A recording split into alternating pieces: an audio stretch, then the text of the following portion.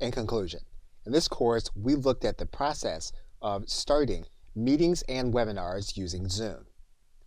Whether you want to share your cameras or your screen, you can share content with other individuals, whether they are participating with you on a webinar or they are participating with you by watching your content. And in closing, we're looking at the whiteboard and the sharing process, where we can share text, where we can draw, and where we can use our cursor to erase. We also looked at doing webinars, where we can operate in practice mode, and where we can also share Q&A and polling. And as you recall, the paid webinar plan allows us to stream live to YouTube and Facebook. We looked at integrations for storage, and we also looked at the app marketplace, which is only part of the paid plan and allows us to connect to third-party applications.